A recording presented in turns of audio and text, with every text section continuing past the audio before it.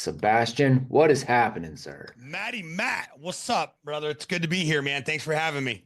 Appreciate you jumping in, man. This is going to be a whole lot of fun. Oh, I'm like, we got a crowd here.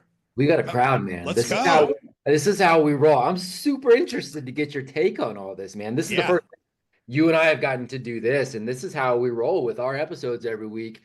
I'm interested to get your take on it, as we share your story today too, but because I know you know a thing or three about podcasts. But this is the way we roll, man. We got some of our men with us. Last night we had, I had the ladies with me, and so we had a female guests and some of our ladies with us. And this Friday we'll do a men and young men call with Jason Redman, and this is how we roll, man. So it's Love super it. fun. Yeah, Love it. super. Thanks for hanging out with us, bro. Group setting podcast. I got to say, this is the first. I love it. Yes, that's all I really wanted to hear. You may walk away and hate it because you might be like, you know what, the guy with the gray beard asked some questions, the other guys asked better questions, so I actually don't like. I don't know. You may come away with that, but I'm glad to hear it's a first, man. So Yeah. that's a good thing. Thanks for jumping in. I was watching some clips this morning, man. Saw you and Gary. Gary's been a guest on here as well, man. Good human being right there. Stellar. Yeah, really good human being, as I know you are, man. So I'm excited to dive into to all things Sebastian. We're gonna talk all things you. You and I'll talk a little bit. These guys will come in with some Q&A. Super easy hour, man. I want to give these guys and I want to give our listeners. I don't like starting a lot of things like this because it's easy to Google somebody and figure some things out. But I want to give a high level of the things that you're creating right now because I'm fascinated being somebody in this space, the podcasting and the speaking, and you helping others to do both of those well. The stand-up comedy is also super interesting. I got some things in there. I'm really interested in what you're building with this and what you're helping people with, though. Can you give a super, like a 30,000 foot overview? And then I'm going to dive into some specific questions around that, if you don't mind. Yeah, absolutely. Well, again, my name is Sebastian Rusk. I'm a professional keynote speaker, comedian, and podcaster. All terrible career choices, but I got lucky. I've been doing this for about 15 years now. Went all in with the podcasting game in 2016 after doing some deep healing and work on me to fix this and learn how to love myself. Once I learned how to love myself, once I learned how to be fully accountable for my life, past, present, and future, realizing that everything that happens, has happened, and will happen in my life is all my fault. Everything started to change, and I was able to step in my purpose and start living on purpose. And the vehicle for me to be able to do that was podcasting. So went on all in with that back in 2016, have not looked back since. It is my life's work, at least to this date.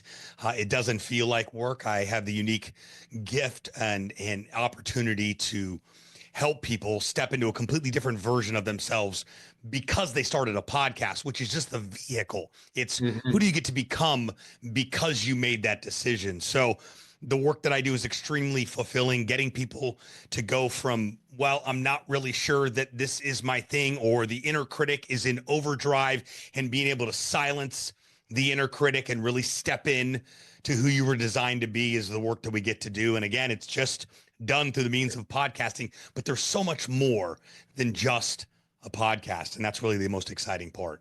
That is the most exciting part. It's what speaks to me too, as I was diving into your stuff. It's what speaks to me.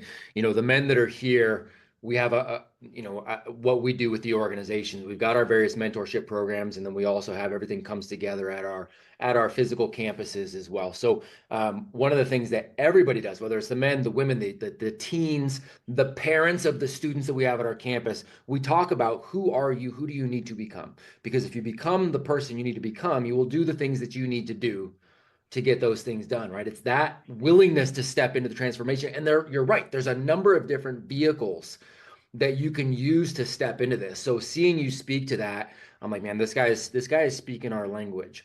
What was it, if you don't mind? You're talking about 2016.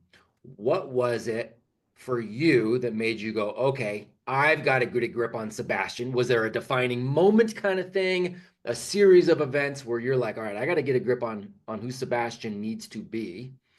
And then the follow up to that is, and why did podcasts seem like the right vehicle to help with that transformation? Right. So why the transformation? What were you transforming from and to? And then why podcasts? Absolutely. So I think it's important for us to back up a little bit for Yeah. context purposes. Let's go back to the beginning of the story. Yep. So 2008, I'm living in Southern California. I have a direct marketing company for real estate businesses. Market crashes, Mhm. banks stop lending, people stop buying houses, and I'm the marketing guy. Yep. Newport Beach is a real expensive place to live Yes, it is. when you're going out of business. So I Mhm. came back for my best friend's wedding and reconnected with an old friend, and everything. Cars are getting repoed. I mean, it's going. I mean, it's just going to hell in a handbasket quick. And he said, "What do you want to do?" I said, "I just want to get back here and figure it out." So I did just that. Friends in low places gave me the keys to his rental condo in downtown Miami and a check for $5,000. Said, "Just get back here. Let's figure it out."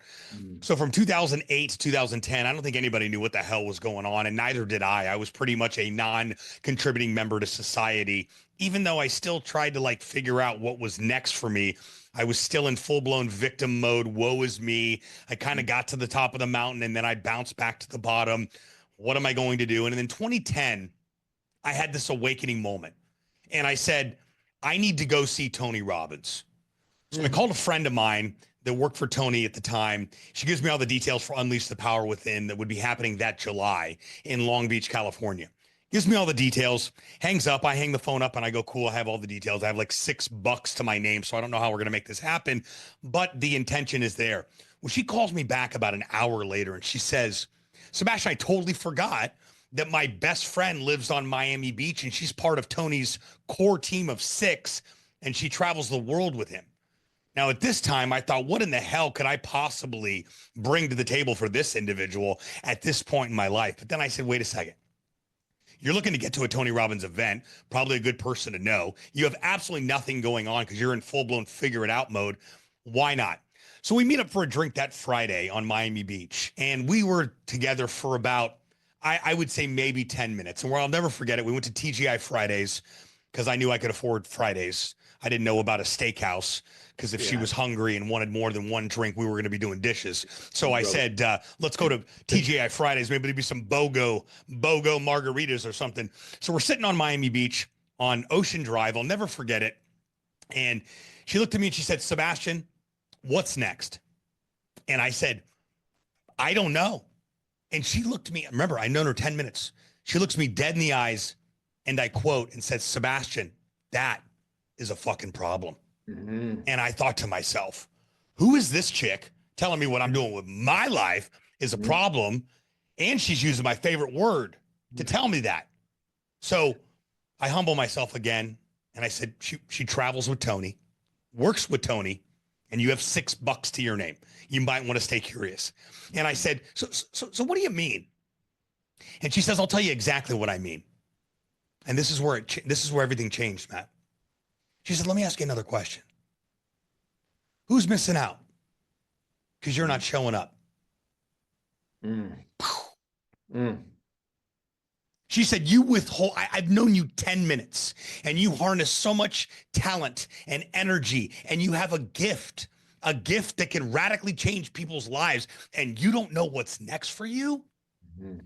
That Monday I had what would become my company, which was a logo. I had a logo from a guy that I hired on Fiverr to get it done. The company was going to be called Social Buzz TV.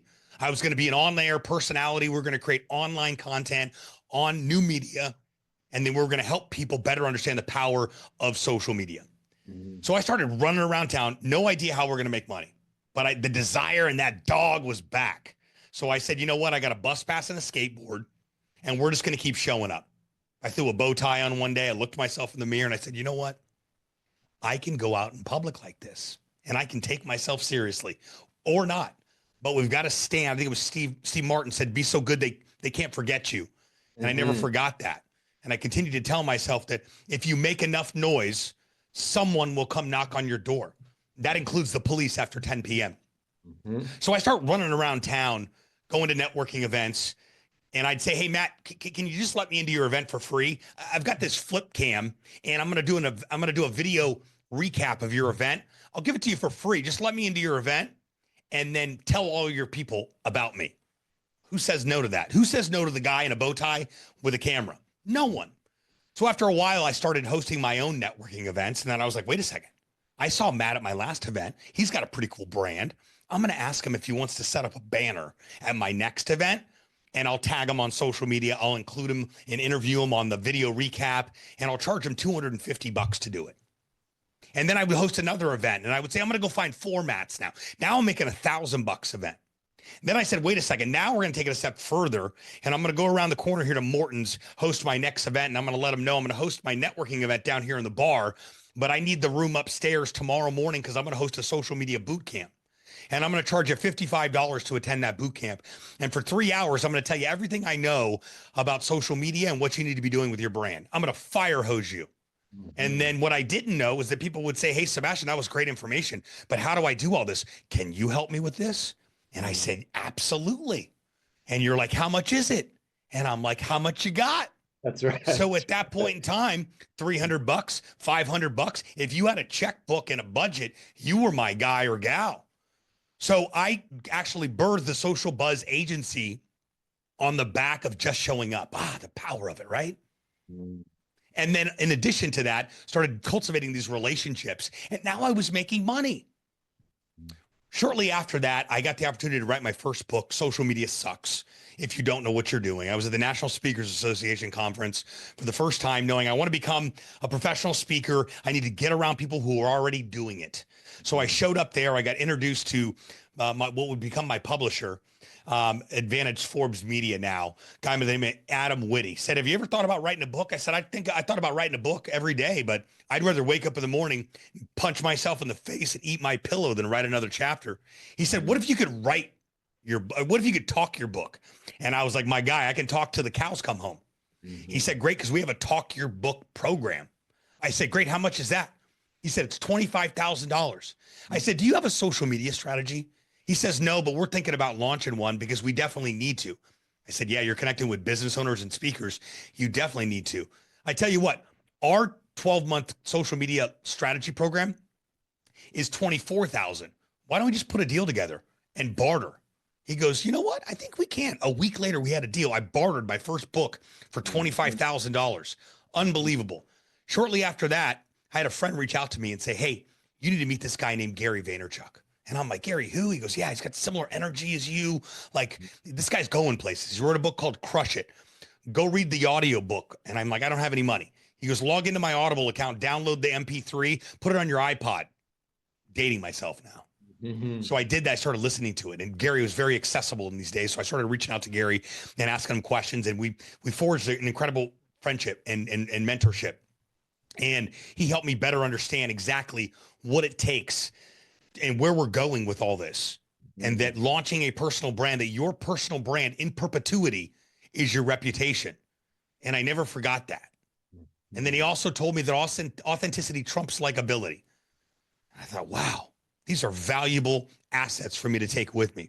Well, Gary's second book, Thank You Economy, came out in 2023. And Gary and I were in touch. I quickly learned that if you want to get in touch with people that are becoming big names and large names, get around their camp. So I connected with his business manager at the time. And I said, hey, Gary's got a book stop around the corner from my house at a local bookstore. Can I interview him? They got back to me within a few days and said, yeah, Gary's down to do it. Now I'm thinking this is going to be like a hallway flip cam deal. Well, I get a phone call about 2 days later from a video production company. And they said, hey, Sebastian, we've seen your work. And I'm like, my work? And they were like, yeah, we love what you got going on with Social Buzz and the bow tie and the whole deal. We'd love to work with you. I said, cool. What are you doing next Tuesday night? They said, we're available. I said, okay, I've got a book signing for a guy named Gary Vaynerchuk. You haven't heard about him, but you will. And they said, perfect. We actually just did Russell Simmons' book signing at that same bookstore last month. Green light. Let's ride. So I get there Tuesday. It's on a Tuesday night. Gary just walks up casually, like nonchalantly. We finally get a chance to meet in person. Film crew rolls in, lights, mics, camera, action. Gary's got a glass of wine, naturally. And we sit down and spend like an hour together. You talk about a full circle moment of being able to say, hey, I read your book. We became buddies. You've mentored me. You've showed me the way. I've executed on the Crush It blueprint, and here we are now. So that was my first opportunity to meet him in person and build that relationship. And then I went on to, we ended up getting booked at the same event. I would be emceeing the event or speaking at the event. He'd be the main keynote, and he'd always be on his way to Miami, and we'd be in another city. It was crazy how that all happened. So I continued to do that until 2016 with Social Buzz. But I kept getting that nudge. There's got to be more here. And you're still a little angry.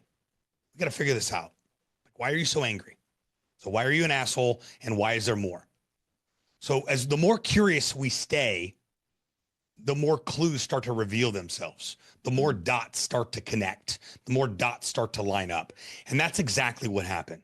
So in 2016, I had been doing a tremendous amount of MC work because I learned that if I can't speak at the event, maybe I can MC.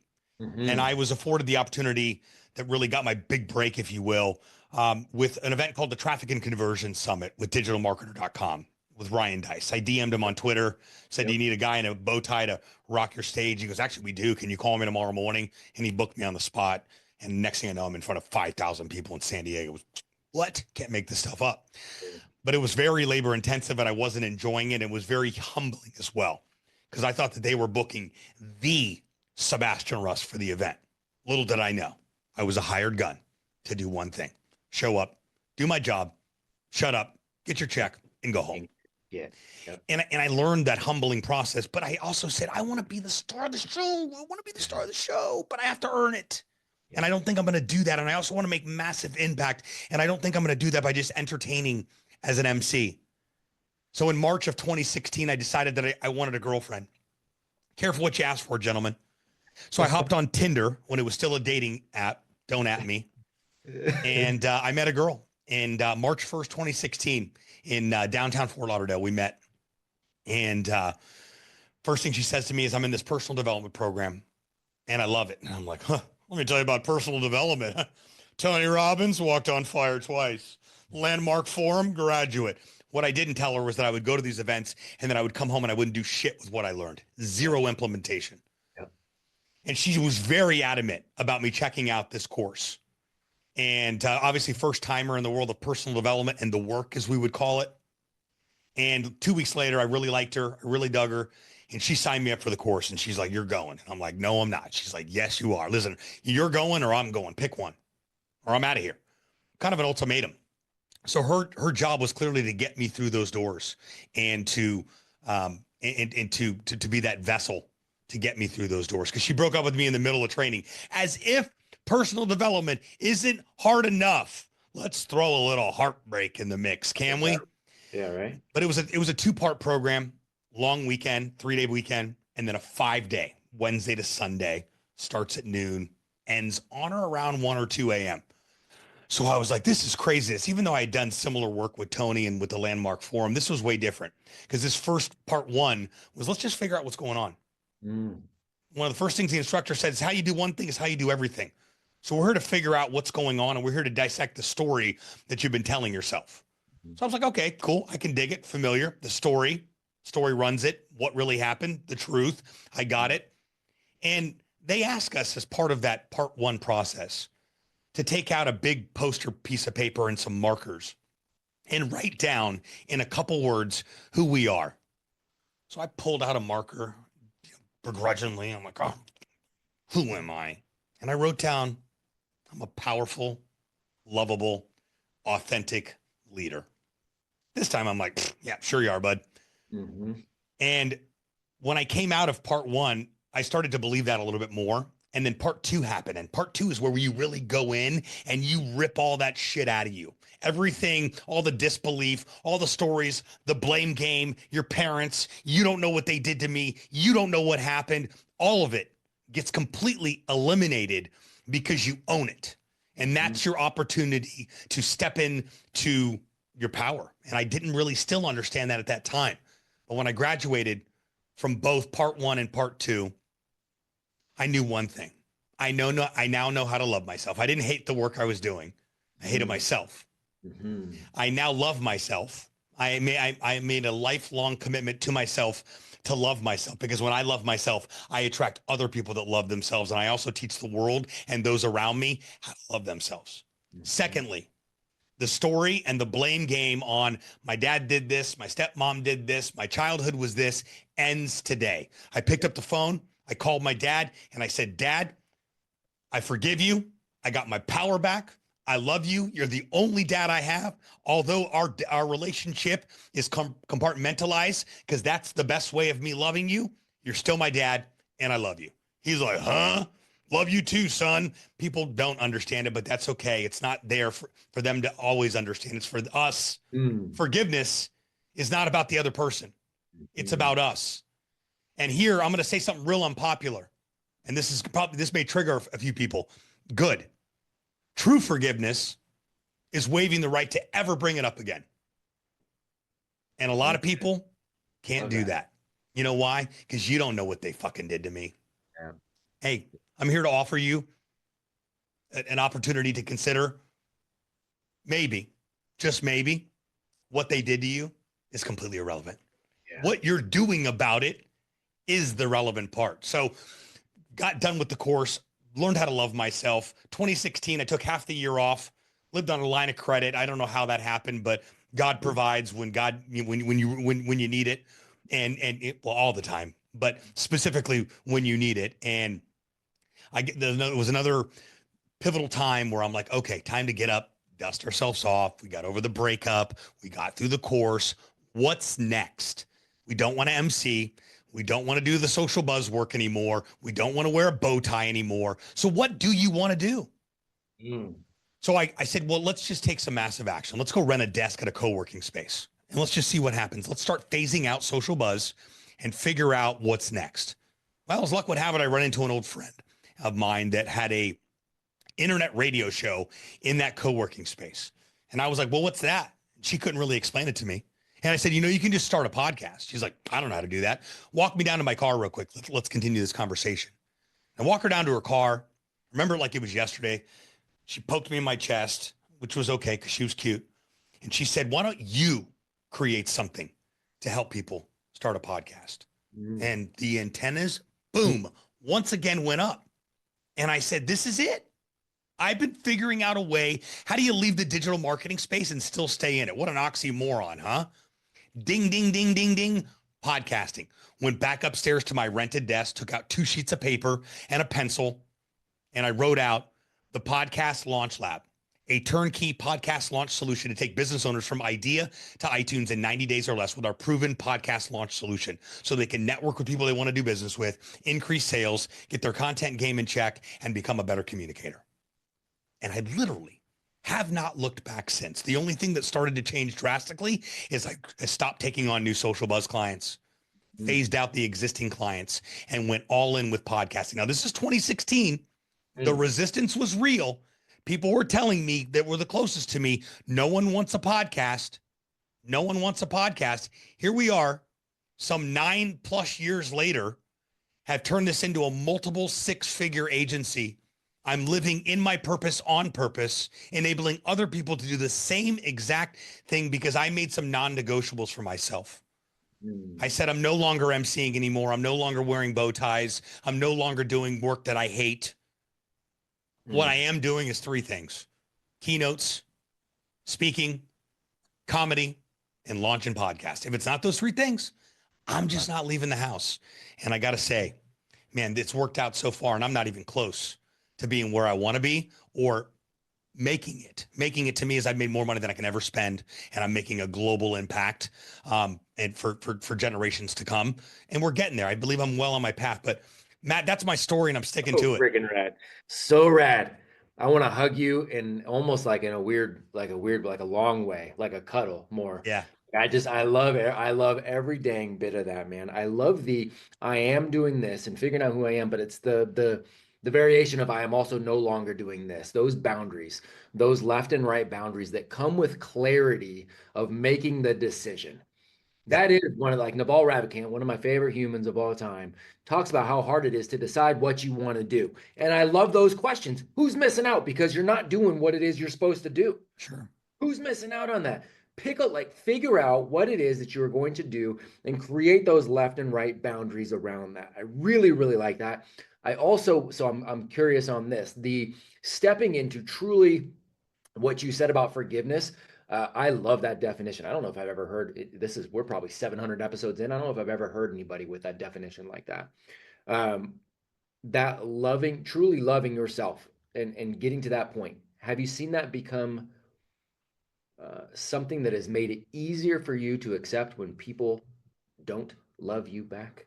You know what I mean? So Bedros Keuilian is a friend of mine, and he talks about the fact that in business, one of the best things we can do is take a very hard stance. And yes, that's going to be polarizing, but that's not a bad thing because it helps filter, again, the left and right boundaries. Here's who's going to resonate with me. And by the way, here's who's not. And that's okay, right? Loving yourself. Not everybody in the world is going to love you right back. It's going to attract the right people. And it's also going to kind of, put that divide. Does that make it easier to accept when people are like, okay, I just don't vibe with Sebastian because there are so many that do? Does that make it an easier transition? Yeah, listen, I'm not for everybody. It's okay, and Yeah. that's okay. I mean, you talk about being able to embrace the subtle art of not giving a fuck. That's a phenomenal Yeah. book, and Yeah, it it is. talks specifically Yeah. about not being concerned about the noise or the opposing parties that may not agree or resonate with you. There are how many billion people on this planet? I have plenty of people that I will resonate with. If what I say or what I teach or what I do or how I show up isn't for you, it's okay. I love you too. I It's love it. okay. And to the point of boundaries, I actually learned this last year, and it was beautiful. And I talk about it often now. And that is, boundaries don't exist to keep the bad out. Boundaries exist to keep the good in. I like that. You know? I like that, man. I like that a lot. Um, so I want to go down and these guys, when you start to get some questions, you can put the hands up so I can see what's going on, so I can start to bring you guys in. But I want to go down a couple of these rabbit holes here. So you're working on the podcast side. You saw podcasting as the medium that it is. I mean, you saw it in 2016 for the medium it was becoming. Um, what are the most common objections with people that you help?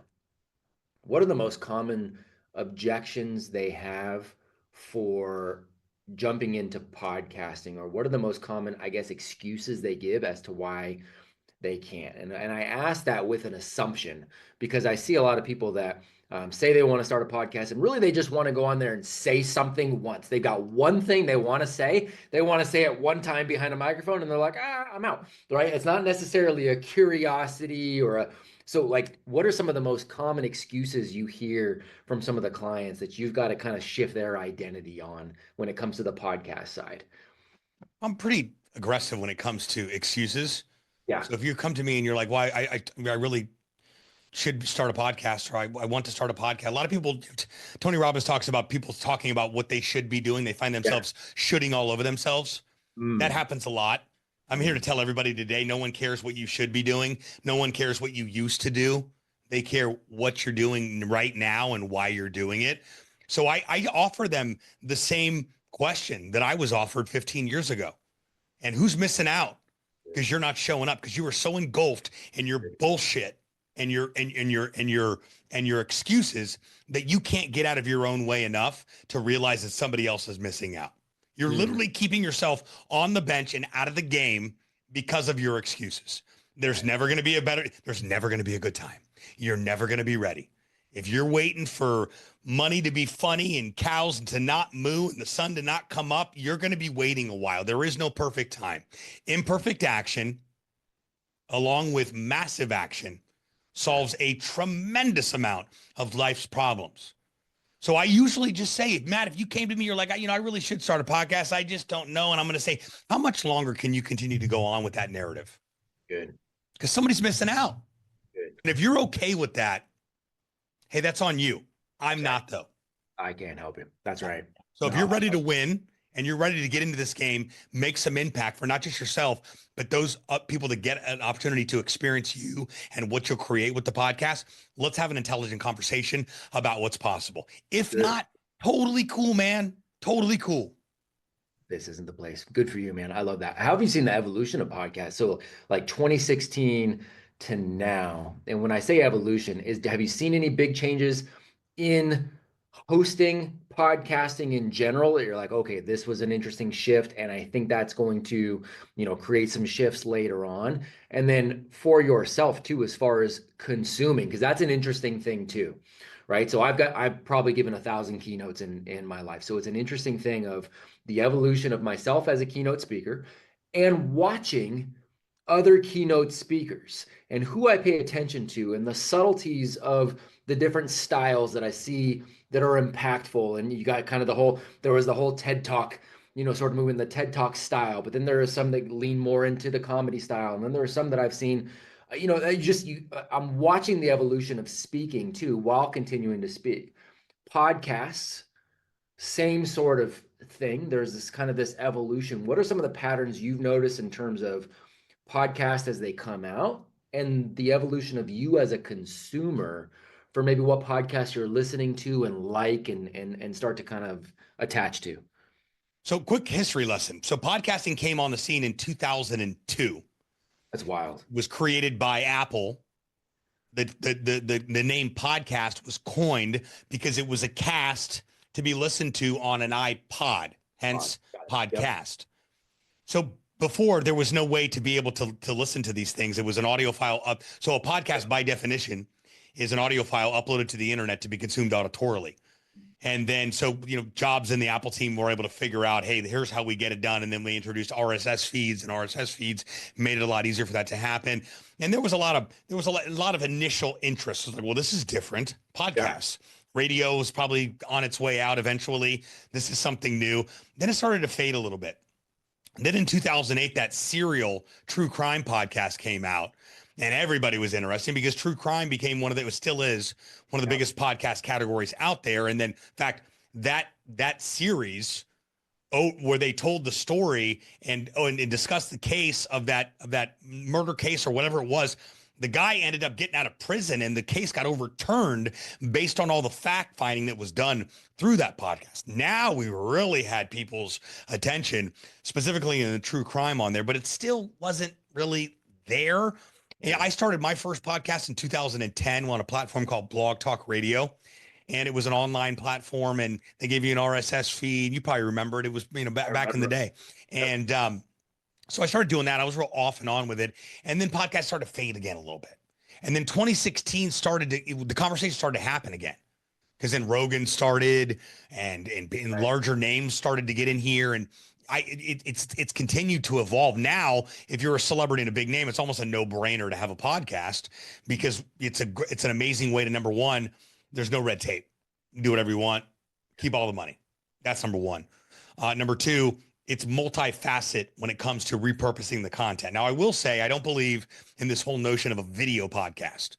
I think that's a bit of an oxymoron because I think that YouTube, if you have content on YouTube, you have video content. If you have a show on YouTube, you have a show on YouTube. Mm-hmm. If you record the video recording of your podcast and put it on your YouTube channel, well, sure, the recording of your podcast is on your YouTube channel as a video show. And I think people are Spotify's towing this, and YouTube are both trying to really YouTube's trying to get into the podcast game because Google's failed miserably at it with the death of Google Podcast, and now adding a podcast tab to YouTube channels, which is a shit show in and of itself. Mm-hmm. But Spotify as well, video podcast. There is enough confusion out there as it is that you start throwing video podcasts around. Most people don't even know what the hell a podcast is. So I've been very adamant on a very unpopular opinion of remaining my stance, and quickly learned that my colleagues and peers in the audio industry and podcast industry do feel the same. There are two separate sandboxes to play in, but both sandboxes complement each other. Interesting. Which is, and I say that in an effort to provide clarity, not confusion, so people really understand. Because I think everybody wants to be all things to everybody right out of the gate. Let's launch a podcast. Let's write a book. Let's become a speaker. Let's launch a YouTube channel. And I'm here to invite you to consider the idea that maybe, just maybe, let's pick one thing. Yep. Let's get really, really good at that one thing, and then let's try something else. And then after that, we can continue to rinse and repeat that process, because the fastest way to stop doing something is to get overwhelmed with it. Why? Because it feels like work. And part of human nature, when it feels like work and it's not fun, we quit. That's just it. So you've got to be able to create something that allows it to make fun. Now, to be fun. Now, in my experience and what I teach specifically is start a podcast to interview people that you want to sell something to. Everyone can resonate with that, or build a relationship with, or fill in the blank. Next is start a podcast because the podcast allows you to get your social media content game in check and consistent because of the repurposing of micro content from the podcast. Mm. The last thing is become a better communicator. Stop with the ums, the uhs, the sort of likes, kind of like but there's a lot of terrible communicators out there and speakers, and I understand they're probably just giving it their best shot, but it can always be better. How do we get better? We know we get the reps in, and we continue. I listened back to my first episode. I cringe. That episode with Gary, oh God, it was probably my worst interview ever, but I did it. But I did it. So I think the evolution of why people are starting a podcast is continuing to happen and unfold right in front of us. The number one question I get is, Sebastian, are there too many podcasts out there? To which my immediate reply is, are there too many books out there? Right. And are people going to stop writing them? No, because people start them, they stop them. People start podcasts, they stop them. I'm trying to change all of that, because if you can make your podcast the nucleus of your business, the core of all networking, content, communication, and relationship building, it will by default become a non-negotiable. I got a client, local client here that does retail point of sale, everything up to swiping the card, all the hardware, reward systems for retail businesses. He launched a podcast 15 months ago to interview retail businesses that he wanted to do business with. He's made $190,000 doing that in the past 15 months. I mean, this shit works. And I lost count of the amount of people that I get on my podcast. Hey, Matt, let's get you on the podcast. So, dude, when you start a podcast, you know what? I really need to. Let's schedule a call and chat about what's possible. Boom, new agency client. It's very organic and they don't see you coming. So I think the networking aspect, the relationship building, that's been the evolution of it. We're just getting started. I just got back from a show in Brooklyn, on Air Fest, and it was a all audio based content creator conference, and the industry is alive and well. Big brands have fully embraced and wrapped their arms all the way around the podcasting world. I was at Podcast Movement last year in DC. I'm talking NASA was there. NASA has 3 podcasts. Do you know that? 3 podcasts. Sirius XM getting on board, trying to figure their shit out with internet radio and how does it work with podcasting. iHeartRadio obviously going all in with that. The radio world is realizing they are dying a slow death. No one's in a rush to hop in their car and turn on the FM dial and listen to a bunch of non-irrelevant, non-targeted ads talking over our favorite song they play 15 times a day. Those days are over. What has arrived now is get in our car, throw our phone down, and it automatically connects, and we're listening to whatever show we want to, whenever we want, how we want, when we want, the way we want to be able to do it. And that's going to continue to improve over and over and over again. We're already seeing it. Some airplanes you can get on, you sit and there's a TV in front of you. Next thing you know, you log in, you connect in, you Bluetooth in, whatever it is, and boom, all of your preset settings are already on there, just as they are on your phone. The ease of use of consuming content is continuing to become easier and easier. And I don't see that slowing down. And podcast is really leading videos and podcasting. I believe the new cable and the new TV is the new frontier. It looks like I'm going to be gainfully employed for quite some time. I don't think the robots are coming to take over.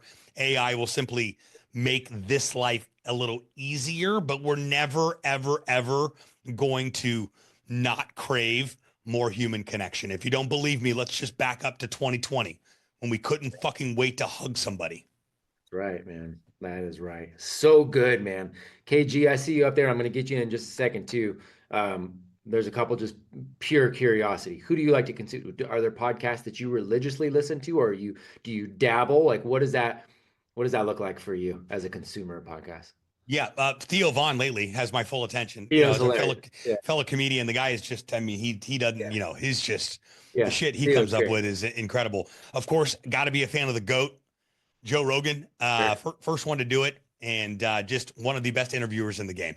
Yeah, he's brilliant at it. Yeah, He really, really is. I prefer his podcast game and his UFC ringside announcing over his comedy. Although he's not a bad comic, I prefer those two over him. Gary John Bishop got a podcast called Unfuck Yourself. Okay. Wrote a series of books called Unfuck Yourself. Stop doing that shit. He's a Scottish guy, so he's got that Scottish accent. So he's there, ripping off your lies and stories you've been telling yourself. Very good at what he does. Oddly enough, Gary was my instructor for the Landmark Forum some 13 years ago and went on to do great things, write 5 best-selling books, become a well-known speaker. His podcast is fantastic. Go back to the very beginning, episode 1. He will humble How you cool. real quick. How cool. All right. I love that. Yeah. And I never heard of him. Theo, I know. Joe, I know. But yeah, that's awesome. I'll check out Mr. Bishop as well. And just again, morbid curiosity. You got a dream guest? Any dream guests for your show? I'd love to have Rogan on. Yeah. Yeah. I can absolutely see that. All right, KG, I've got a whole slew of things because you mentioned Theo too. We've got a lot of friends and we've had a lot of guests from the stand-up world, and I am such a huge fan because the best stand-up comics that I know, and some of them that are dear friends, are some of the most intelligent human beings I know. They are some of the best communicators I know. Theo Vaughn, as hard as it has to be, and there's something off to come off that off kilter, the man is not dumb No, he's not. He at sure all. comes off that way, but He sure does. You got to be really, he's brilliant. You know, you got to doing be really smart to come off that dumb. yeah, you do. Right? Hey, listen, I don't know how many. I don't think I've ever heard anybody say cocaine gets you feeling like a mechanic. That's right. 100%. 100%. He is so flipping smart, man. So He said on a past episode, he's like, it wasn't the one with Trump. It was another one where he's like, oh, I think it was Tommy Lee.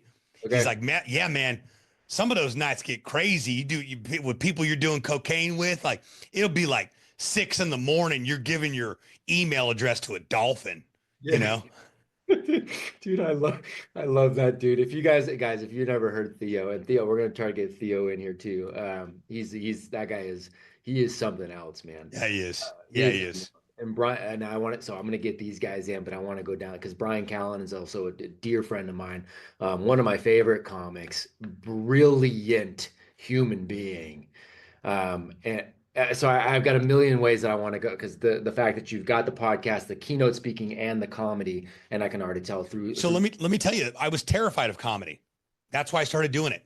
I could go deliver a keynote in front of 5,000 people, but get me in front of 50 drunk people, make them laugh, I'm out. So I asked myself a simple question: who's missing out? Because you're not showing up. Yep. Immediately, let's go back to center. Let's go back to the work. Let's go back to the truth. What's real? So I had my good friend Manny Gary Vito on the podcast right around this time. It's about 4 years ago, and he started the Miami comedy scene. And I told him this, and he's like, "There's no way." He's like, "You're the social buzz guy, right?" I'm like, "Used to be in a previous life." And he's like, "There's no way." He's like, "You're already a speaker, right?" He's like, "There's no way you're scared of comedy." He's like, "Listen, we're doing an open mic next week. Why don't you come out?" I'm like, "All right, cool. I can do an open mic.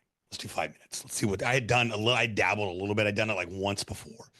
So I show up and he's like, "You're third up." I'm like, on the open mic list. Like that's how open mics work. You show up, put your name on the list. After the show, open mics come up.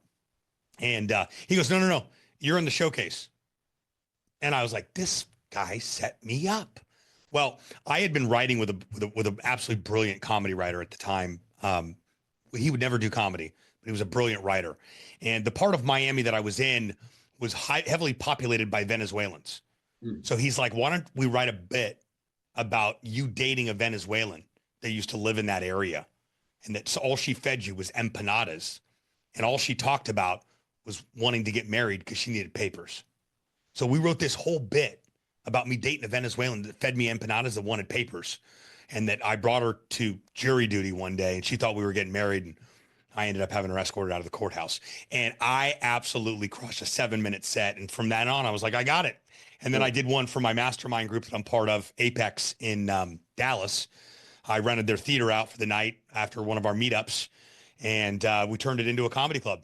And my daughter opened up for me, and my buddy Ryan Stuman, who owns Apex, started it, did a bit, and I had an opener, and I had an MC with a puppet, and I did 45 minutes, and I'm like, check plus on comedy. Let's roll. Oh, so good. So good. All right, man. You just convinced me to get into an open mic night. Let's do it. Yeah, I highly suggest anybody try an open mic. Yeah. Highly suggest. Give it a shot. Man, and I talked to some of these guys about this before too, because again, keynotes, that's how I I was doing 70 keynotes a year for a number of years for a number of organizations. And I'd always impart my own little brand of humor in there and get some laughs, but I've never had comedic set. And that itself is just so interesting, such an interesting challenge to me, man. So, So that's a beautiful way to make impact, making somebody laugh. 100%. Yeah. 100%. And so, Kevin, I'm going to ask you to tell us a joke right from the get. No, I'm just kidding. Kev, you can come on in and just ask a question. You don't have to tell us a joke. Oof, I don't know jokes. Okay. No joke needed. How you doing, sir? Good, how are you? Great, man. Good to see you.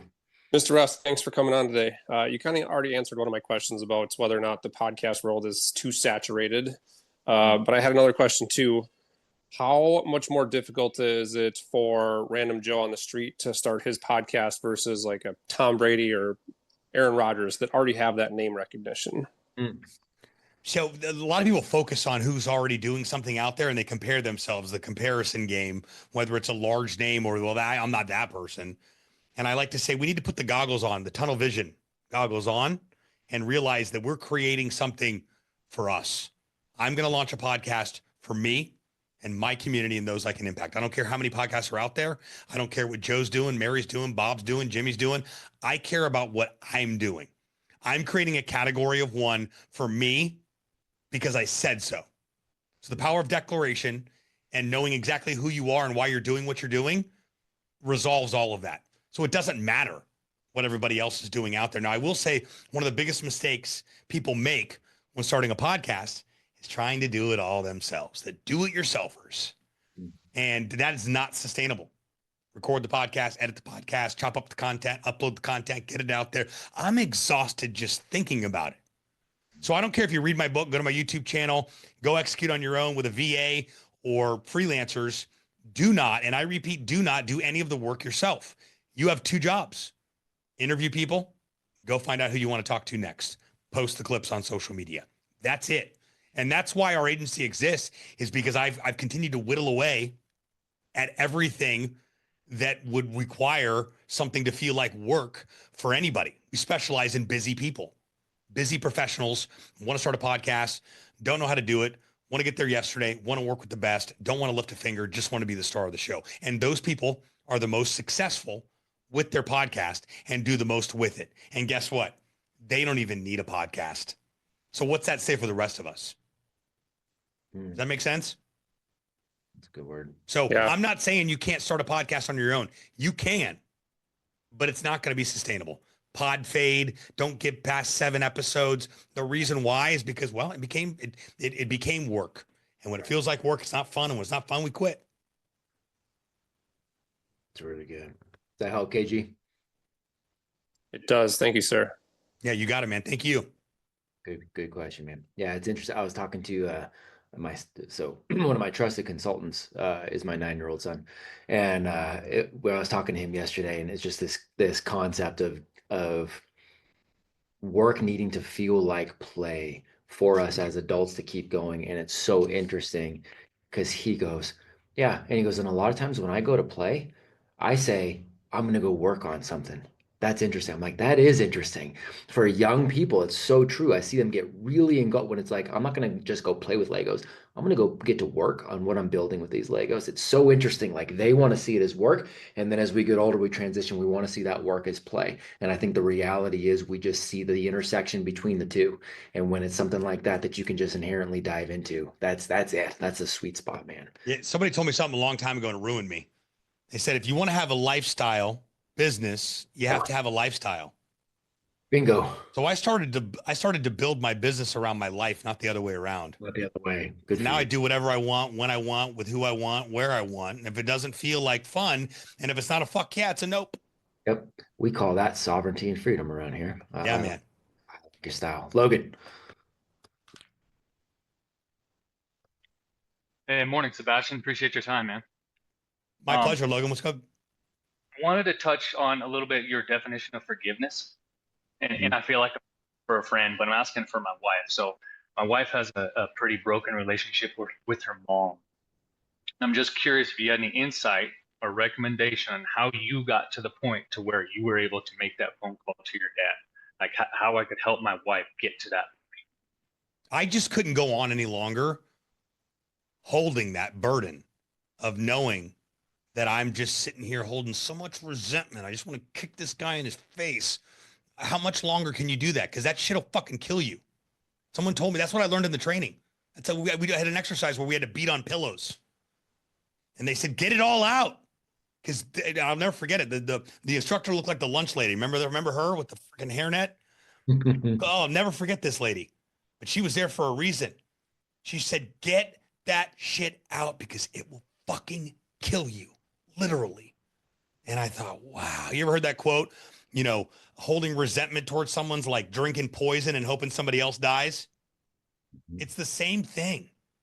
Forgiveness is about setting ourselves free, in my experience. I forgave my dad because I didn't want to live with this ongoing story that I made up about my dad and about my stepmother. I no longer wanted to live that narrative anymore because I quickly realized through the work that the only thing my dad did, was the best he possibly could with the resources that he had at the time, which is all that we're doing. So for me to be able to release him in that space and own the fact, gosh, what a blessing to have a father. Mm-hmm. What a blessing to still be in touch with my dad. And then as I continue to unpack the world of podcasting, I was playing golf a couple of years ago with a buddy of mine as he was telling me or asking me questions about how I got into podcasting. And I said, you know, my dad was a DJ for 30 years. I grew up in a radio station. I used to cut all the tracks for the kids' programs on Saturday mornings in exchange for a Happy Meal. And I had zero, and I mean zero desire to follow in my old man's footsteps. And I told him that. And he looked over at me and said, man, our genes sure are powerful, aren't they? Now my dad and I compare notes. He has a Southern gospel radio show on Sunday mornings in his local town in South Carolina that he's still on the air with. We still debate on whether or not radio is dead or not. He turns his radio show into a podcast. He puts it on SoundCloud, I think. Called me the other day. Where do you get background music, son? These are the things that I get to do while I'm not in my dad's everyday life and I don't go hang out with him and go on trips with him and do all the things. I've compartmentalized him and put him in a healthy box so that I can love him from a distance and continue to set myself free and live in the forgiveness that I originally committed to. It doesn't matter what I think they did. It doesn't, because chances are it's bullshit. Now, granted, some horrific, tragic shit happens. I get it and completely understand and embrace all that. However, it doesn't have to define us and it doesn't have to continue. That story doesn't have to continue to play out. And I started to live this out with my daughter. You know, I raised my daughter on my own for 18 years. Her mom walked out when she was a year and a half old, said, you wanted her, you fucking raise her. I said, okay, bet, watch this. She's now 24 years old, just graduated from college, is in the master's program, completely self-sufficient, thriving, and lives in Dallas. So check plus on raising a kid. However, her mother to this day is still one of the most toxic individuals you could ever imagine to her. She's jealous of her. She verbally abuses her. She's hot one day, cold one day. It's gotten to a point where I've had to tell her, you need to make sure that these boundaries are in place or just not, or disassociate. That's a form of loving somebody from a distance as well, too. And she's still hanging on, though. She's still hanging on. Maybe she'll turn the corner. And I always remind her, hey, listen, how much longer can you go on like this? So it's a decision, Logan. It's a decision that your wife makes to say, you're either going to forgive mom or you're going to continue to just hold on and harness this resentment and the what ifs and the possibilities of wherever it was at. So has she attempted to talk to her at all? Have a conversation? Not to that extent. Well, I mean, a time or two over the last couple of years, but probably not to that extent. You know, I love the way that you put it, that, you know, she just needs to say, hey, I forgive you for what you've done. I'm going to work on myself and I'm going to let this go. I mean, but get her to that point, that's a different conversation. Yeah, I mean, but that's not her job, though. Her job is not to get mom to a certain point. Her job is to get her to a certain point. Correct. Get my wife to a certain point. Yes. Right. Correct. And it really, and it's so funny because there's all the steps that could potentially be there, right? But what Sebastian just said, that I think it's a decision. Ultimately, that's what it is. Because ultimately, all the work to get to wherever is just going to get you to the point to go, okay, I decide. Right. And I think what Sebastian said too, that I really like, because it's something that gets taken out of context a lot culturally too, is talking about that concept of compartmentalization. And what he said was he's putting it in a healthy box. Yes. It is okay to compartmentalize and actually create a healthy box around that. Again, it's boundaries. It's a left and right boundary to keep everything free, sovereign. Everything's healthy. Everything's okay. We can still do that, honor the person through that. Not dive, it's a decision, and there Yeah. can be a healthy box to go in. I think that's beautiful. Yeah, absolutely. And again, forgiveness is not when you say I forgive you, but doesn't go after the word. That's right. It's just I forgive you, Yep. and I love you, and I see you, and I appreciate you, and thank you. It's really good. The end. They don't have to hear it. They don't Right. have to actually hear it. They can physically hear it, but hear it and digest it, because we already live in a world where we're listening to figure out what we want to say next. Mm. And we're also saying something to try and get what we want out of another person. Mm. The transparency of forgiveness is allowing us to show up and set ourselves free. Again, I go back to forgiveness has nothing to do with the other person Mm. and everything to do with us and how we feel. We always want to get to that just a little lighter, that little lighter feeling, that little monkey off our back. Beautiful. Thank you, Sebastian. Hey, it's my pleasure, Logan. Thank you. Really, really good. Les. Howdy, howdy. Sebastian, absolute pleasure listening to you. I've got so many questions, but I'm gonna limit it to this. Through Apogee, I've gotten involved in improv, and I've actually got my first non-class show tonight. Let's Um, go. yeah. Yeah. The scary part is, of course, one of my classes was taught by the woman that teaches the stand-up comedy stuff. I really enjoyed her, and it was the first time I was like, maybe I'll try this. Yeah. Like you said, scary as fuck. Um, and listening to you, I think you're kind of giving me that extra little Man. push on maybe going that direction. So, man, simple question is like, any tips on pursuing that, going that direction? Some of the stuff for me is just learning how to get out of my head and how to kind of deal with some of that nervousness on being in front of people and that self-consciousness, all that stuff. So I'd be curious to know any tips you have, as well as if there's any this personal development that you found it helps with to look forward to. Yeah, bomb as much as possible. Mm. Okay. I Mm. will do just fine at that. Mm. And just stop giving a fuck. Mm. Yeah. The odds of you seeing those people ever again are slim to none. I think about that when I recline my seat on an airplane. I kind of feel bad, but I'm like, I'll never fucking see this guy again. Ever. And I paid for the seat. Yeah. So you got to look at it that way. But you also have to look at the other part of the equation. What if I don't bomb? What if I just crush and the Yeah. place loses it? And I walk out with a level of confidence. Like I go, I got this. Yeah. Feels good to say I'm a comedian. People love it too. Like, really? I bet. Yeah. So, Oh, and just I also, the I try, responses I get from saying I do improv. It's right. It's Yeah. funny. Yeah. Let's I replace would improv. never do that. Yeah. Let's replace improv with comedy. Okay. That's essentially what it is. Being able to act on the fly, being able to take a scenario, a location, and run with it. The Comedy, difference being if you bomb, you don't have anybody else to blame it on but yourself. right? Exactly. But Improv, if you do kind of great, got same thing. right. Improv, you got a crutch. Exactly. So I focus on being funny all the time. That's what I focus on. I want to crack anybody up anywhere at any given time. I don't care where I'm at, who it is, grocery store, in an Uber, where I'm at, personally, professionally. I try to focus on funny at all times, and I try to write constantly. Constantly. Okay. They got that new Plod Note, little AI thing, you can wear around your neck. You hit the button and it records, and then it analyzes and lets the robots go to work, and then intelligently organizes your thoughts. I now record all my talks, all of my comedy sets, all of my ideas. You can just grab the necklace real quick, and I'm like, so I was on my way back from Vegas last week, and I took an earlier flight, so I ended up in the back of the plane with the regular people, and I was in a middle seat, which I don't normally do, but I did it because it was right. It was on a 777, so it was in that bulkhead was gigantic by the bathroom, so you have like 10 feet of legroom. but Mhm. so I'm in the middle seat, and I quickly realized I'm going to be in between two couples, or one couple actually. So the lady plops down by the window, and I had put my stuff down in their middle seat.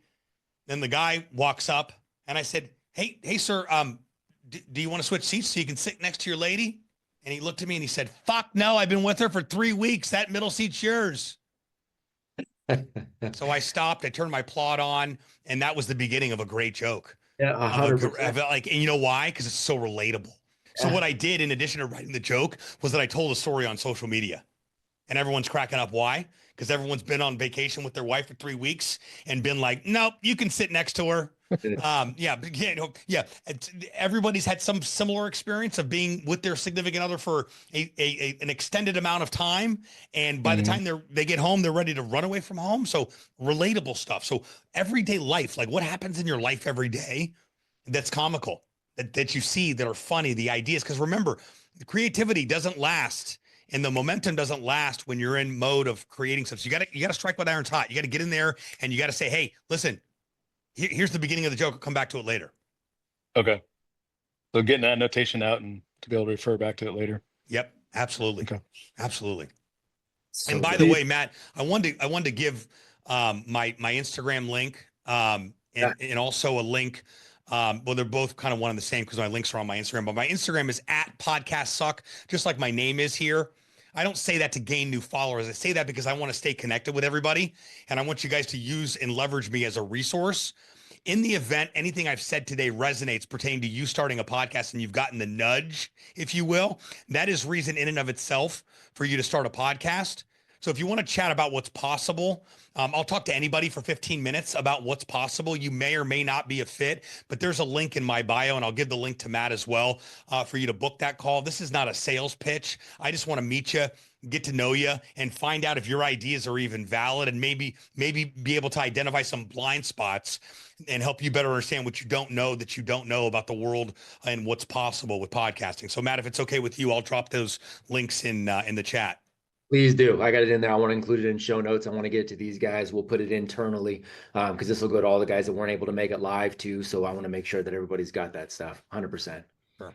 Yeah, that's really good. I know we're at the hour, and I definitely want to honor your time. Are you okay with one quick little thread? Yeah, we can go. Are I'm you good for okay? another 5, 10 minutes if you need to. Okay, cool, man. I just got one more little thread, and then I want to make sure again that we make sure people know where to find you and how we support you. I am fully on board with everything that you're talking about, from the creating the decisions, to stepping into the identity, the authenticity, the relatability, the building the lifestyle first, and business around that. Like, you're speaking our language all across the board. What subtle differences, because the authenticity, the relatability from a podcast host standpoint, those are also common themes from a stepping on stage, giving a keynote, doing a comedy set. The authenticity, the relatability, those things exist in both of those worlds, in all three of those worlds, I guess. What are some of the subtle differences in communication that you play with when it comes to, okay, I'm hosting right now versus I'm standing on stage? Because you need to be a good communicator for both. But what are some of the subtle differences, if any, that you notice? Or is it pretty like, if I'm good here, I'm good there? How do you look at that? Yeah, that's what I think. I think if I'm good there, if I'm good here, I'm good there. Yeah. Comedy, I prefer a corded mic, a traditional podcast mic, or a traditional stand-up mic like Seinfeld uses, and I hold it to the side a little bit here, and I'm a little bit different than I would be on a keynote where I'm more anchoring the stage. I've got a hand in my pocket. The mic is, if it's a handheld, it's more in the center of my chest, out of the way, and not blocking me in between, becoming a block in between me and the audience. If it's not when it comes to talks and keynotes, if I'm on a wireless mic or a Countryman or something like that, where I don't have to hold a microphone, making sure that I'm not building a barrier in between the audience by standing behind a podium. Don't ever do that, ever, unless you're a politician. That's still questionable. And then being able to, a lot of people want to bring their hands together. Just all I'm doing is I'm creating a barrier in between you and Yeah. and you and the audience. You want to be open and welcoming on there. Eye contact is vital, both for comedy and for speaking. When I take the stage and I come out, they're like, ladies and gentlemen, Sebastian Rusk. I come out and everybody starts clapping and everybody sits down. I pause. Power of the pause, baby. I pause. I say, I want to start by asking everybody a question. Who's missing out? Because you're not showing up.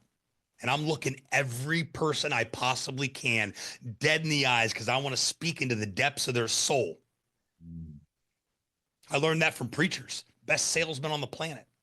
Ever been to church before? You come home, you're like, that guy was talking to me. Because they're phenomenal communicators. That and the supernatural combination, there's a little bit of, there may be something to be said there on there. And then podcasts, I'm looking at my camera. And if I'm in studio, I'm looking at the host, or I'm looking at the guest on where it's at. So I think those would be the distinctions between all three. Great question. I haven't really stopped to think about all that.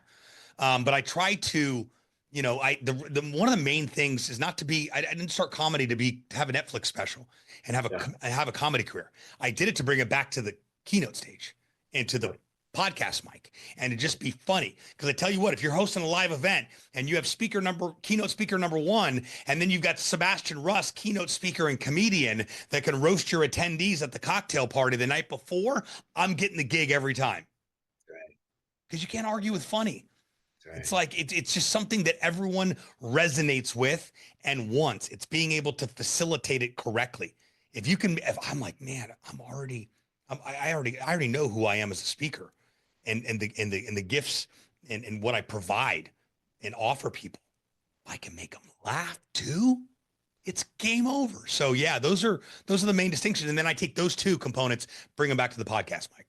I love it, man. I love it. And you do a phenomenal job. It's obvious that you are a phenomenal communicator. You're a deep thinker, and that's where a lot of great communication comes from as well. You're thinking about your thoughts and honing all that too. So I definitely want to keep the conversation going. I'm going to take these guys through a debrief, but for the listeners too, for these guys here live, but also for the listeners, I want to make sure we do right. Where does everybody go? Where does everybody find you? And then the last question from us will just be, how do we as an organization best support you, Sebastian? So where does everybody find you? How do we best support you? So Instagram's where I hang out the most. Instagram or Facebook or LinkedIn, but Instagram mainly because it's just easier. It's where all cool kids hang out these days, I'm told. At Podcasts Suck. 2 S's. Just like on my shirt here, for those of you listening to the podcast, podcasts, plural, suck. You'll find my profile picture. It's a yellow background. Can't miss me. The other one is just some random Apple icon if you typed in podcast. So make sure it's plural. Podcasts Suck. Podcastlaunchlabnow.com. Podcastlaunchlabnow.com is a link to my calendar to book a call to chat about what's possible with you radically. And I do mean radically changing your life and your business because you made a conscious decision to launch a podcast. And the best way that this community can support me is to take everything that we got the opportunity, whatever landed for you today, take it out into the world and do something with it. Buy it. Tell someone about it. Share this episode. Talk to somebody about it.